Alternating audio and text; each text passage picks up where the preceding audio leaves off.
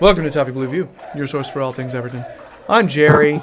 Max and Terry are in the house, if you're going to use 90s colloquialisms. Let's talk Leicester, because we're playing them. Or as a lot of Americans would say, Leicester. Gentlemen, they're currently sitting 8th in the table with 12 points.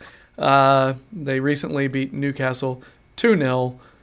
Injuries-wise, I think they're missing Demarai Gray and maybe Matty James. I think they're recently out. I don't know if they're going to be out the weekend, but that was a recent injury report I read.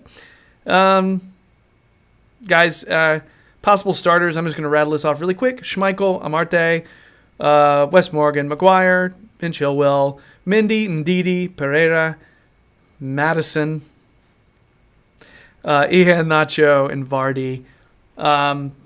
Clearly, they have some other good players who will be coming off the bench.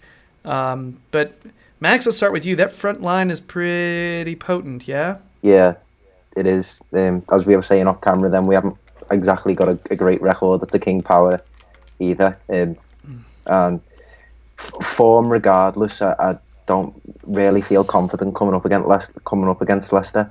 They've maintained being a good team following winning the league a few years back. If you remember the season before they won the league, they almost near survived relegation, and that upwards trajectory is sort of continued. No one expected them to win the league again the following season, but they maintained, a good standard of football. Claude Puel's come in, and I've just, as I was saying off camera myself, then he's done a fantastic job with some of the players he's got. And we were talking about James Maddison as well. Player when he was at Norwich, we were quite heavily linked with him, and he's just been called up for the England squad too today. He's a fantastic talent, and they've got talent throughout, and you just hope we continue our league form, pick off where we left off against Fulham, and give them a good game. Terry, what do you make of this matchup, man? I'm not hopeful. They're a very good team, Leicester. They've got what we haven't got, and we're in the process of hopefully building. They've got a very strong team identity. They know how they play. They know what type of football they're good at. All the players know each other and fit well together. They've got a very strong sense of football and style, and we're just starting because of how many changes we've made over the last few years. We're still in the process of trying to build our own version of that.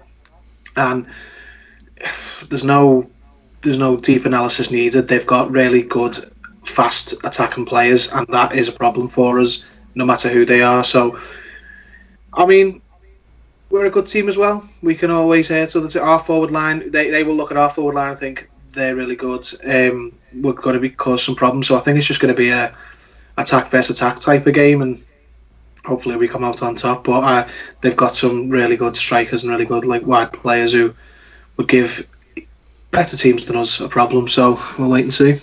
I was a little more hopeful, and then I'm looking at that center mid pairing with Mendy and then DD. They've got that's decent pace in the center. That's really solid pace. Athleticism. Yeah, I mean we've got Gay. And then we've got insert whatever player will be playing alongside Gay, and it's not going to be somebody very, super speed.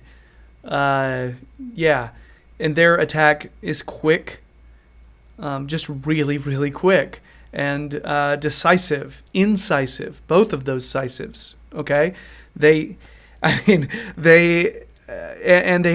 a center back pairing who has played together, They play together. They know each other. They communicate well, which I think is really important in a center back pairing. Just that familiarity, the communication. They're a solid squad. Yeah. They're a really solid squad. Mm-hmm. However, possibilities of maintaining momentum from the Fulham game, if we're rolling with a similar starting lineup. What are we thinking about the possibilities of us kind of reacting differently and not rolling over after a previous result and kind of reacting the other way? What do we think, guys? Is that even a thing? Could that? Or do we think that might happen, or are we just too gloomy Gus to even foresee that possibility? I mean, it seems like we've got a lot more character about us under Silva. I've mentioned it. Following the games against Wolves and the game against Southampton, there seems to be, and Bournemouth as well. There seems to be, a bit of a spirit about us again. The best example I think of that is, I remember under David Moyes. I think, wow, what was it? I think when we were knocked out the cup 3-0 by Wigan, and then we came back the next week against Manchester City and beat them at home 2-0.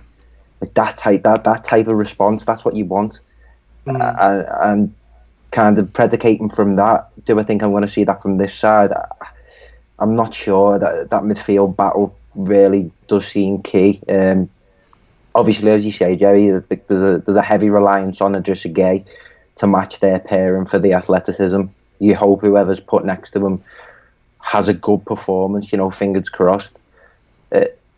I'm all about maintaining this optimism that we've got, because I think, it's not going to do us any harm to try and stay positive for a while. So, there is a possibility. I do think that we could turn them over.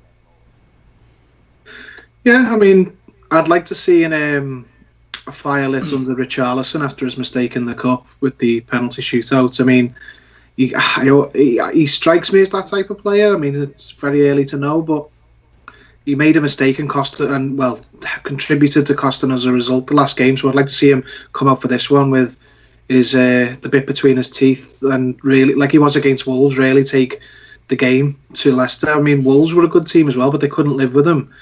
And I think if he plays like that, I don't think Leicester would be able to live with him as well. So we've got good players, and we are the makings of a good team. You can see it's there. It's coming along slowly but surely. So just at the minute, because we're so early in the process, it's hard to predict these games, especially against teams that are similar in quality to us. Like if you look at the Premier League, there's the top 6, and then there's sort of a mini bracket with Everton and Leicester, and then the rest. And even starting to build. They've got their own identities, like Bournemouth, even West Ham now, Wolves. It's still us and Leicester. We're still probably the closest two outside the top 6, but we don't know. It's hard to predict now. Like in previous years, you could sort of figure out what Everton's going to turn up for the most part, but now at the minute, you just don't know. Yeah, it's almost like we have to learn what kind of team this is, because we haven't seen them enough under Silva. We're still figuring that out. So speaking of foreseeing things and figuring things out, let's give our predictions. Who wants to do this first? Go on, I'll do it. I'll go for 2-2. All right. Yeah, I can see us conceding, but I can see us scoring, so I'm going to go for a nice, easy 2-2. Terry picks a draw. What do you got, Max? 2-1 Everton. Come on, Blues. 2-1 Everton. I'm saying 2-0 Everton. Oof. I'm going just bonkers here. I'll tell you why, okay? I think they're angry at that last result. I think they're angry at losing to teams they should not lose to. I think they're angry at results that do not represent who they are. I don't think this team is intimidated by other teams. The way we came out against Arsenal, those should have been our 3 points. That stinks. Okay, and they are angrier than we are, guaranteed about that. We win this, we're even with Leicester on points, because we have 9 and they have 12. We win this, we move up. It's a big leap. This middle bracket, there's a lot. So I think we actually have a decent amount of inspirado. I don't know, guys. Maybe this is the West Ham game rehashed, where I was overly enthusiastic and confident. I don't know. I see a bunch of guys in Silva who are just not intimidated, and they don't care about previous Leicester results. I don't know. I think we're gonna do it. I'm a silly man, but every once in a while my random guess is correct.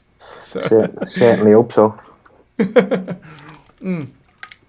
just want to go in there and smash them. I want to go in there and actually let's get our some of the fans that began to doubt, let's get him back. You know, the team is good. We're good. We actually we play quality football usually now, even if we lose. So there are moments. Yeah.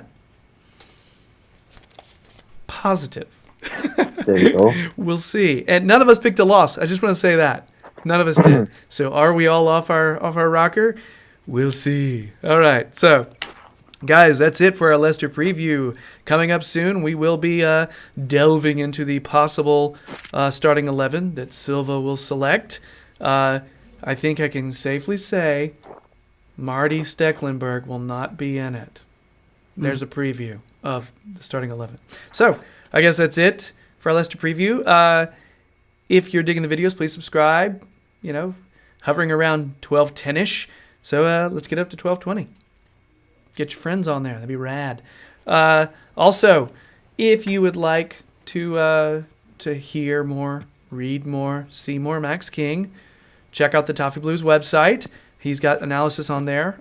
He's very consistent in his analysis on there, so please check that out. He also appears on other podcasts and whatnot. Check his Twitter feed for that. Also, keep an eye on Terry's Twitter feed. And not just because he drops very thoughtful views on there, but also every once in a while he's on the Liverpool Echo fan jury, so there'll be links to that whenever it happens. Yeah, that's it. Let's go on, move on to the Leicester starting 11, guys. Or the starting 11 versus Leicester. All right, so, bye.